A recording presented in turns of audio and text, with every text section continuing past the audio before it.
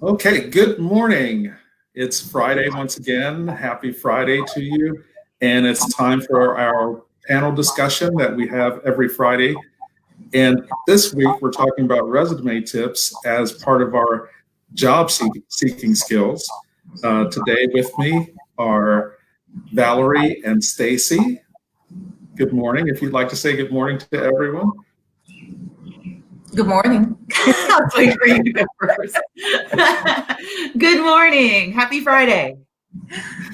Okay, so today what's going on is part of our focus this week and next week, and for I think a few more weeks, if I'm correct, we're going to be talking about the resume. And the resume is really important because it is your package that introduces you to an employer. So, with that, I'm going to bring back our panel. We're going to get started on the discussion, and we're going to go through some questions. So, if you have any questions, please put them in the chat box, and I will open that up for you, and we can answer any questions that you might have. So, chat box is open, and so let's look at our first question today. All right. How many resumes do I need? Stacy. Go ahead. I mean, you definitely need at least one, but that one resume needs to be constantly reworked and retweaked to fit the job description. So you want to make sure that you have those keywords in the job description that employer is looking for in your resume as well. So, the answer to that is one, but you may end up with multiple because maybe you're applying for a bunch of different positions. So one workable one, but you might end up with a bunch just to fit whatever job description that you are applying for. Valerie, would you like to add to that, or? I think that, she covered it all. I would say that you would absolutely need one, but if you're deciding on pursuing two different routes at once, maybe you're going to work for a job, working towards obtaining a job for the short term while you are planning for your long-term career. So maybe there's the one that's set just for the career that you're seeking, as well as maybe that customer service job that's immediate, or maybe there's a telemarketing job you see, something like that, data entry, but maybe you're really working towards becoming a nurse. So you'll have to, just depends on what you're looking for, but definitely one, and hopefully some others. Great, and our good friend Carly is here with us now. Hi, Carly. So, great to have you with us. Okay, so next question. What do I do if I don't have a resume? Oh, I know, that's an easy one. You call Goodwill Columbus and you set up to get a resume consultation for free. Yeah. And so you also go to indeed.com/partner/Goodwill, and you can make a resume on Indeed very easily. Yep. We have videos on our Facebook and our YouTube to show you how to do that. Okay, and I just blocked Carly by putting the Indeed banner on the bottom. So there's the Indeed website that you can go to, and you can get help with your resume. And the Indeed website, their resume builder is outstanding. Basically, you can either upload a resume or you can build it from scratch. And it is such a good and easy process, and the results are very professional looking. So it's a great tool to have. The other thing that we do have is this link.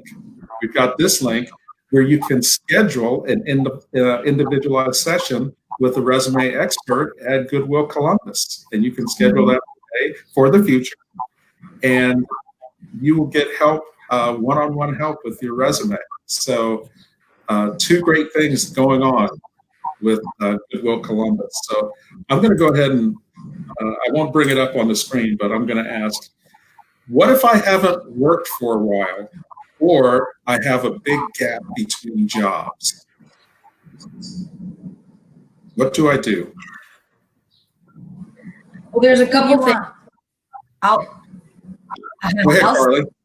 Yeah. There's a couple things that you can do. One is consider any informal positions that you've worked. If you stayed at home to care for a family member, you can put something like that on your resume. Say that you haven't worked for 5 years because you've been taking care of a family member. Use that as an example on your resume, and put that entry on there. The other thing that you can do is if you have a lot of jobs, you can do a functional resume. Essentially, you're highlighting your skills. Look up functional resumes online. There's examples so that you can see what it looks like, but essentially you're breaking it out by skill set rather than job experience. Would anyone else like to answer that question? Okay, so I don't know. I'm getting kind of a feedback. So if anyone has their phone on as a backup, or if your volume's up, take it down to about maybe 25 or 20. Okay, so our next question. This is one I hear a lot. I don't think I have many skills, so should I just skip putting in that part about having skills? I'll answer that one. Everyone has skills, and a lot of the skills that you have are transferable. Even if you don't feel that you've had any formal work experience, I'm sure you have some other skills and abilities that you put into action even in your personal life. So even if you are a baby, if you are a stay-at-home mom, there are a lot of things. If you are great with organizing, if you are a stay-at-home mom, for instance, and you manage a household, you're managing household expenses, you are a caregiver potentially for children. There are a lot of different skills that come into play there, and it requires customer service skills as well. So in order to do that effectively. So everyone has skills. That just takes some time for someone to maybe help you walk through what those things are. You probably are good at organizing, great with administrative duties, and management. There's management skills that come with that too. So I think that everyone has skills. For sure. Anyone else? Have you ever felt like that when you're doing your resume? Carly? I think it's common. I think it's common for us. Can I give another? I think it's common Carly. for us to not think we're good at things. It's very easy to focus on what we're not good at and what we're working on and what our weaknesses are. And so it's a supportive tool, especially when you're in the job hunt, but in life in general. I'm a big proponent of knowing what you're good at and being aware of what you're good at, because everybody needs a little pat on the back. We need a little motivation, a little gas in our tank to get through this thing called life. But especially in the job search, because no one is going to follow you around and be your hype man unless you hire someone specifically to do that. And just mostly a joke. But in all reality, though, we are our own hype man when we're in the job search. On my resume, in the interview, I've got to be able to talk about what I'm good at, because they won't know. They won't know. we have to do it. So even if it might feel uncomfortable, I highly encourage you to, do some soul search and do some introspection and see what you are good at. Or you can also get feedback from people around you. Ask the people around you, ask the people you've worked for, ask the people that are close to you, hey, what do you think I'm good at? And I bet they could see something. Great. Mm-hmm. What were you going to add out, Valerie? I was just going to say, sometimes I think pretty much what Carly said, I think is spot on. I think sometimes we know what skills we have. We just need a little reminder or a little help with figuring out the right language and the right keywords. Sometimes we know that we are go-getters, but we don't know that, maybe that's an example of taking initiative, or just being persistent, being determined. I mean, some of those attributes too, we don't always recognize that we have. So what I would suggest is sometimes looking at resumes for people out on Google. You can bring them right up for the same position that you are looking to apply for, and look at what some of those resumes say. What type of skills are they highlighting? And then do they apply to me? And if so, I can use some of those same words, use that same language. I think sometimes we get caught up on, I want to say the right thing. And then people get weird about bragging about themselves too. But I agree with Carly. You gotta toot your own horn here. This is your opportunity. Yeah. Great.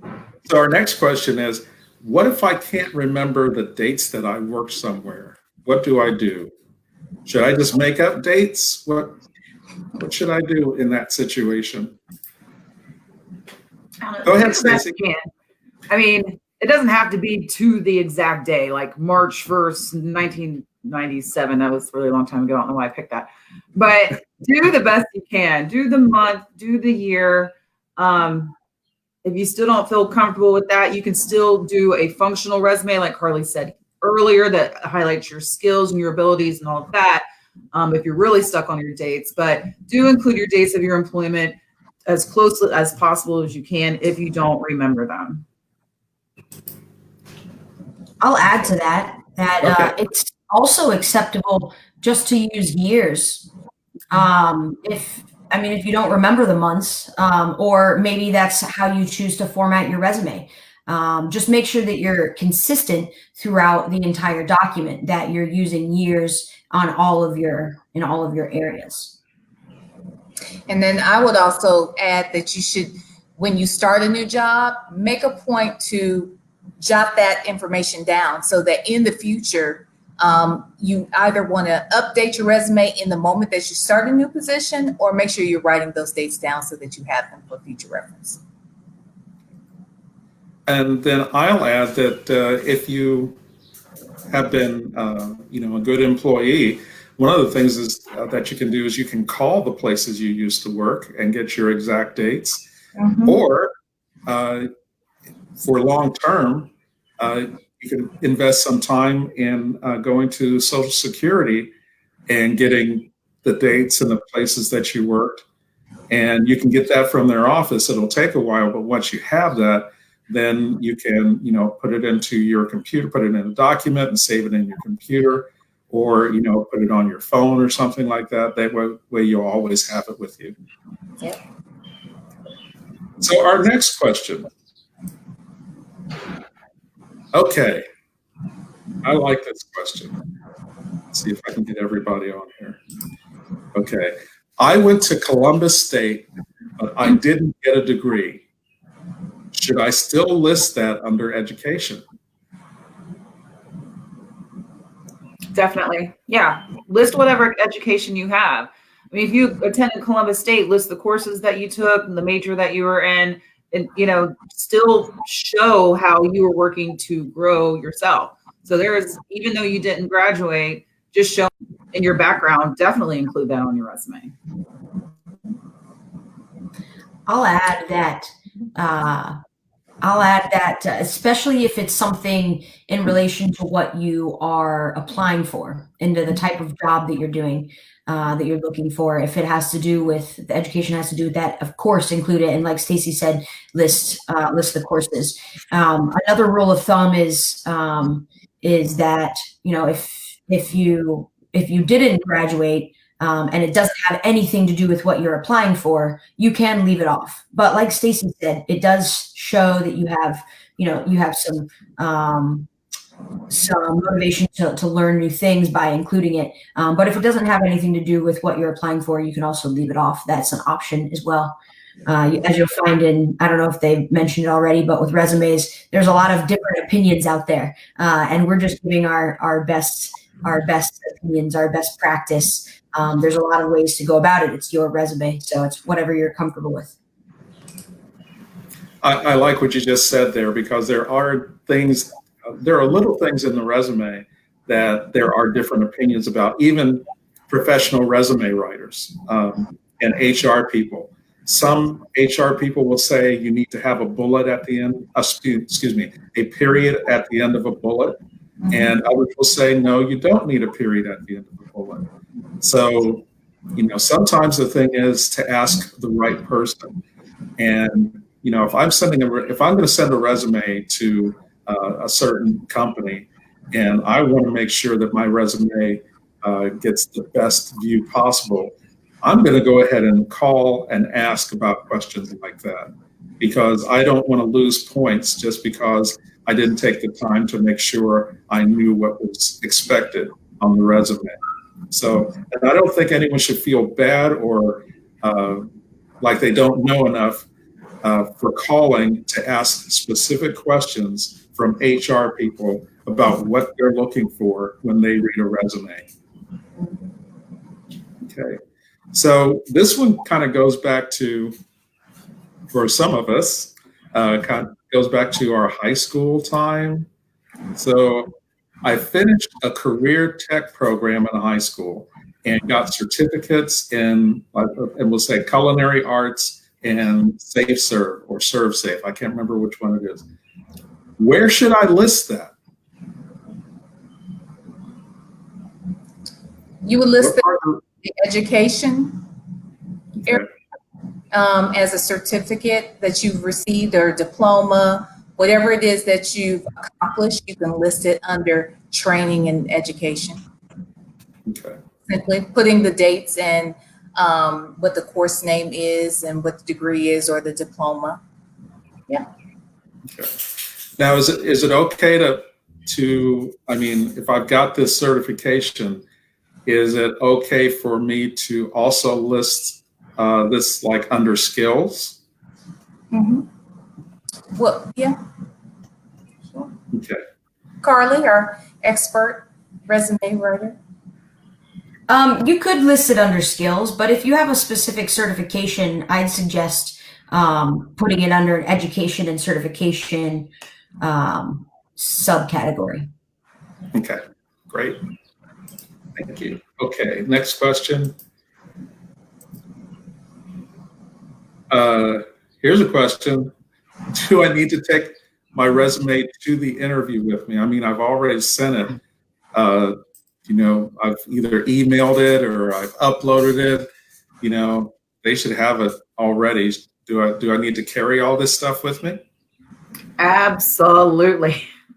And take lots of copies, more than you think that you need, and make sure that you pass them around to everyone who is interviewing you. You don't, try to get the number when you schedule your interview, ask, who all will be there, how many people am I expecting, and then be over prepared for that. So if they say, you're going to interview with 3 other people, take 6 copies and make sure that everyone has a copy in front of them, because maybe they didn't have a chance to download it or print it out or look at it. So now they have it in front of them. And then while you're interviewing, refer to your resume and your experience so that they can see it. They're following along with you.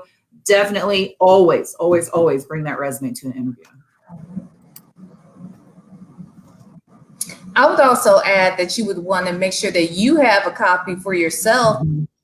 You may not, you may be a little nervous and you're not thinking of all of the things that you really want to share and brag about yourself on. So you'll want to have a copy of that resume handy so you can glance down and reference things that you've accomplished and elaborate a little further. And you can do that by, following the resume, making sure you are going in the proper order and you're highlighting all the skills that you've acquired.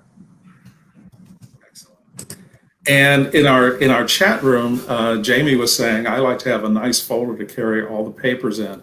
That is absolutely correct. When you go to an interview, you should take a folder or a portfolio, and in that you should have copies of your resume, copies of the job announcement, pad or some paper and pencil or pen, because they're also at the end of the interview, they're probably going to ask you, do you have any questions for me?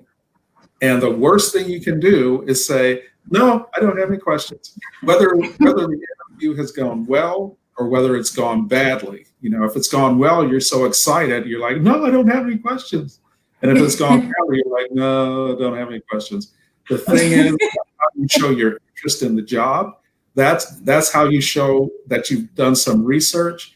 And if you can't remember, or if you think you might forget, the best thing to do is have those questions written down and have that in your portfolio so that when they ask that question, you can say, hold on just a minute, I do have some questions. And even if they answer those questions during the interview, you would still look at those questions and say, you know what, you answered all the questions I had, because you still see how prepared you were for that interview. And speaking of our chat room, let's see. We've got a question. Oh, from Alex. She says, what if I went to college, but just took my prerequisites, and don't have a major? I responded in the chat to Alex that I think that you can go either way with that. I think it's up to you whether or not you want to include it or not. There's pros and cons for each. It could look like, hey, you're trying to further your education. It could also look like you tried, if you started something and you didn't finish, right? So there's pros and cons to including it or not including it. It's really up to you. Maybe how the spacing works on your resume. That's something else to consider. That if if you got everything on one page and a tiny little quarter, take that off of there. Try to get everything on one page. Ideally, you can put things on 2 pages, but if it's only filling up one spot, a little bit on the second page. So that's something to think of. It's really up to you. That's what I would say. If you guys have anything else to add. Good. Yeah, I would say, it's wonderful to show that you're not only that you're continuing to improve yourself, but the other thing is sometimes if you're taking a class or you're taking college courses, that explains a gap. It may be a gap in your employment, but you have that gap because you were going to school. So that can help explain a gap in your employment. But as Carly said, it can show that you are, intent on furthering your education, bettering yourself. The other thing that Carly mentioned, and I agree with her wholeheartedly, is common knowledge or common wisdom, I guess, is if you can keep your resume to 1 page, makes it easier for everyone to read. Okay, here's the thing. If they're looking for some certain kind of experience and you've got that kind of experience and you need 2 pages, send 2 pages. Okay. But just as Carly said, it needs to be at least 1 full page and at least 3/4 of another page. You don't want to send 2 pages where you've got 1 full page and then just this little little couple of sentences at the top of the second page. It needs to look full when it gets sent in. And it's so funny. Jamie was talking about that question they ask, do you have any questions for me? Jamie says, that's the worst when they ask if they have any questions because my mind goes blank. So that's one of the reasons that you write down those questions. because your mind will go blank whether you've done well or whether you've done not so well. Okay, so. And can I say this too? Yeah, please. Also, look, here's a little secret. You might have the same 3 or 4 questions for every single person that you are interviewing with. So keep those questions handy. Always have them written down. And when your mind does go blank, you have your list right there. But you might ask those same questions such as how soon will you be making a decision? What are the next steps of this process going to look like? When is the anticipated start date that you would like for someone to join your team? Or you may want to ask them, what does a successful candidate look like in your eyes? And, those types of questions are pretty general, and you can always have those handy. So you can have your go-tos. Excellent. So I think this is, I love this question. Okay, so isn't it okay just to do a spell check when I finish my resume? I mean, the spell check's going to tell me if everything's okay, right? No, you got to do a spell check, a grammar check. You got to check everything, the formatting, grammar, spelling, check it over, read it top to bottom, bottom to up, and then give it to 2 other people to read, because guaranteed you probably missed something.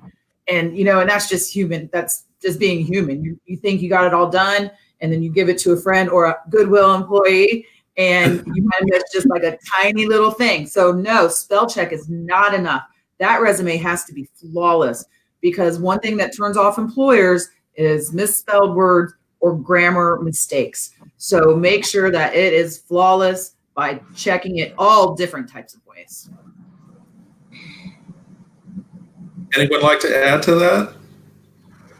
I would like to say, just because it has happened, when someone else has checked a resume for me, my resume is, spell check is a wonderful tool, but spell check is not your friend, because if you meant the number 4, F-O-U-R, but you spelled it F-O-R, spell check doesn't care. It just says, right. Oh, yeah, that's the correct spelling. It's correct. Yeah. Yeah. So yeah, it's like Stacy said, you read it backwards, forwards, you read it out loud, and not whispering out loud, but out loud, because the way your mind works, your ears will actually pick up a misspelling of a word. So, and then, like she said, have 2 or 3 people read it and go over it, because you do want that resume to be a perfect document and show how much work that you've put into it. I would say too, if you're reading it out loud, you have to be careful, because you definitely want other people to read it, because our minds tend to fill in gaps. The mind doesn't like a gap, and the mind already feels that it knows what should be on the paper because you wrote it. So you may even read words that aren't there, that should be there, but they aren't there. So it would take someone else to read it for you, proofread it for you, to tell you some of the things that may be missing. So, yeah. Excellent. So this will be our last question for today, because we're getting close to our stopping time. Jamie has a question. When is a good time to ask about salary? Because my business class in high school said you never ask in the interview. Who'd like to take this one? Anybody? I'll take Okay. it. You don't ask in the interview, period. I always tell people, a lot of companies like to do a phone screening, an initial phone screening. That's usually with HR. And a lot of times they will discuss salary with you in that moment. They will ask you, what are you really looking for? You'll want to give them a range. You'll want to make sure that you are in a reasonable range. And that would take you doing some research to find that out. But you maybe want to discuss it with that individual in that moment. But in the actual official interview, when you are in person, or even if it's a Skype interview, something like what we're doing here, online, you will not want to bring that up. If they bring it up, that's fine, but you will never want to bring up the salary. You will wait then until you're offered the job at that point, but you won't want to ask them that. You're doing your research because if they do ask you about salary, you want to be knowledgeable about what people are paying in that position. And once again, a great place to go to find out what the salary ranges are for certain positions is Indeed. So visit our Goodwill Indeed partnership page, and that's more information that you can get. And as Valerie said, you let them, if they bring it up, you talk about it. But until they bring it up, it's not a subject you're going to talk about. But if you get to the point where they're asking you about it, good for you. And be ready to give them a range, because if you give them a certain amount, if you just say $15 an hour, it may be that they were going to pay you more than $15 an hour, but once they hear 15, it's like, oh, okay, great, yeah, that's what we'll pay you.